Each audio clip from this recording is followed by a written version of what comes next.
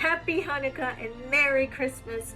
We are amidst the 8 days of Hanukkah, and I have been so enjoying studying the first and second book of Maccabees that depicts the history behind Hanukkah. My goodness, I have so much to share with you. But in this video, I just want to talk about the fact that the Lord extends judgment and correction upon the righteous and the wicked in a very different manner. In the second book of Maccabees, it becomes very clear that the Lord deals very differently with the righteous and the wicked. And with the untrained eye, it seems very unjust and unfair and even cruel that the righteous ones seem to be punished first, seem to be afflicted and tried, but the unrighteous and the wicked are getting away with evil and corrupt acts.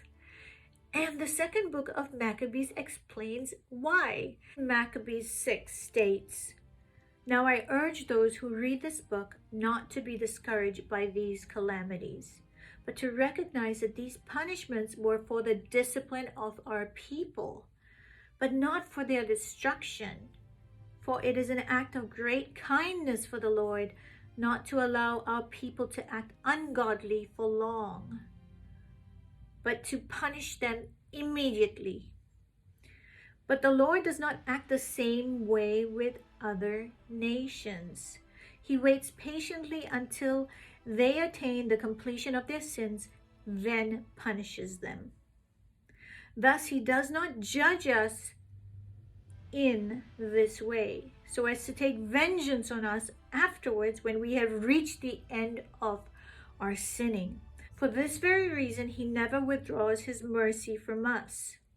Although he disciplines us with calamities, he does not abandon his own people."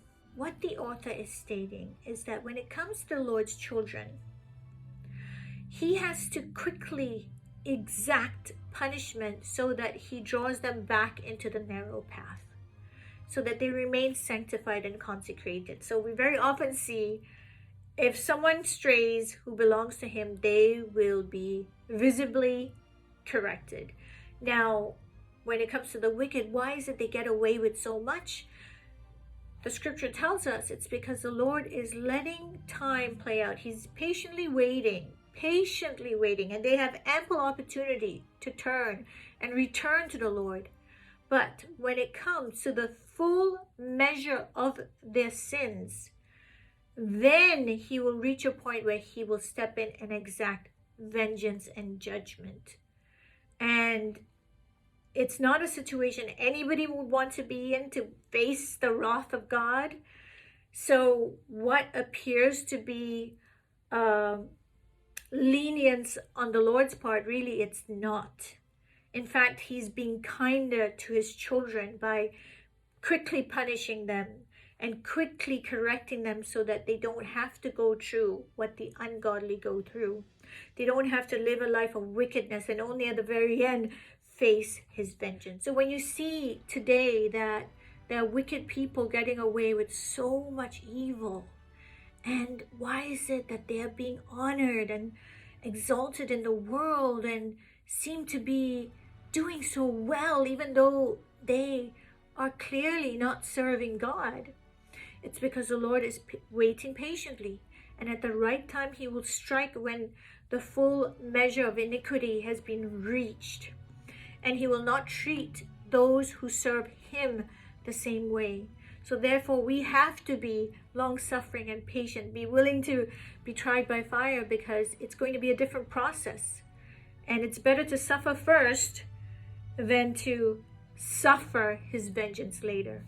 This is truly the mercy of God upon us. He's bringing out the best in us, and we patiently walk on the path that he has designed for us. I know it can be so frustrating when you're waiting for the Lord to turn things around, but we have to understand the ways that he works. There is a purpose and very deliberate intelligence behind this, and truly we have to allow patience to have its perfect work. Don't be disheartened if you see that the evil and wicked ones are getting away with so much. When it comes to a point, they've reached that full measure of sin and wickedness, He will absolutely step in and exact His judgment. As for us, if we sway in any way, we will have to face that very quick and swift discipline for our own good. I hope that gave you a better idea of how the Lord deals with the righteous as opposed to the unrighteous, and it encourages you to wait patiently and endure what we have to endure until the appointed time. God bless you and shalom.